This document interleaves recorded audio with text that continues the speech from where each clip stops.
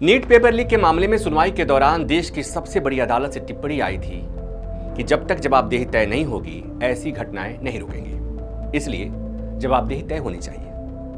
अब सवाल ये कि जवाबदेही तय कैसे होगी और यह जवाबदेही तय करेगा कौन? इस सवाल का जवाब दिया है दिल्ली हाईकोर्ट के जज रहे और ओडिशा हाईकोर्ट के पूर्व चीफ जस्टिस एस मुरलीधर ने। उन्होंने कहा है कि जवाबदेही तो मजबूत न्यायपालिका से ही आएगी। नमस्कार, मैं हूं प्रभाकर मिश्रा और आप देख रहे हैं अनकोट।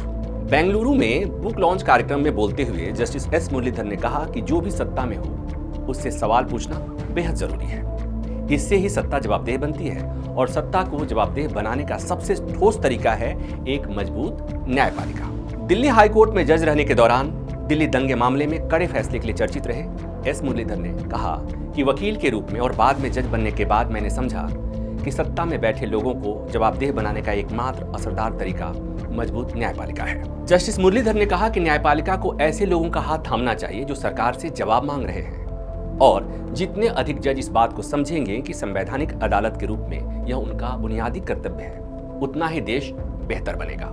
जस्टिस मुरलीधर ने आरटीआई यानी सूचना का अधिकार आंदोलन की मिसाल देते हुए कहा कि छोटे छोटे प्रदर्शनों से शुरू होकर आरटीआई कानून बना। लोग स्थानीय प्रशासन से सवाल पूछ रहे थे। उन्होंने कहा कि सत्ता में जो भी हो उससे सवाल पूछना बेहद जरूरी है। लोकतंत्र में जब सरकार जवाब नहीं देती तो अदालत में याचिका दायर की जाती है और फिर सरकार को अदालत में आकर जवाब देना पड़ता है। मुरलीधर ने राजस्थान के मजदूर किसान शक्ति संगठन के आंदोलन की मिसाल देते हुए बताया कि लोग अपनी पंचायत से सिर्फ एक साधारण सा सवाल पूछ रहे थे, इस इलाके में विकास कार्यों के लिए पैसे दिए गए थे, वो कहाँ गए, हिसाब दिखाई। ऐसे ही सवाल पूछने से मजदूर किसान शक्ति संगठन आंदोलन शुरू हुआ, जो बाद में पूरे देश के लिए सूचना का अधिकार कानून बनाने में बहुत मददगार साबित हुआ। उन्होंने सफाई कर्मचारी आंदोलन का भी जिक्र किया।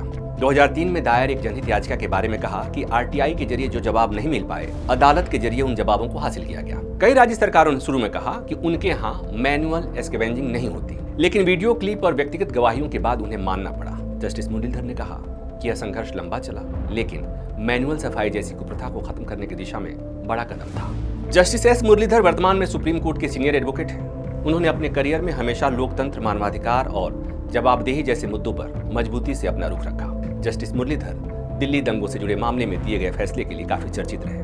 उन्होंने दिल्ली पुलिस की निष्क्रियता पर कड़ी टिप्पणी की थी और पुलिस को कपिल मिश्रा, अनुराग ठाकुर जैसे बीजेपी के नेताओं के खिलाफ हेट स्पीच के लिए एफआईआर दर्ज करने पर विचार करने को कहा था।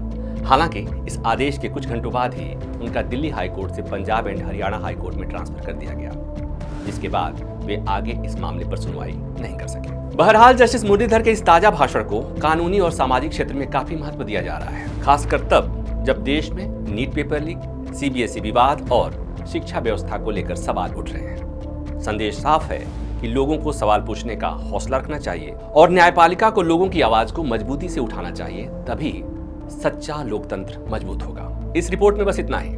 जस्टिस मुरलीधर की इस टिप्पणी पर आपकी क्या राय है? आप चाहें तो अपनी राय कमेंट कर सकते हैं। धन्यवाद।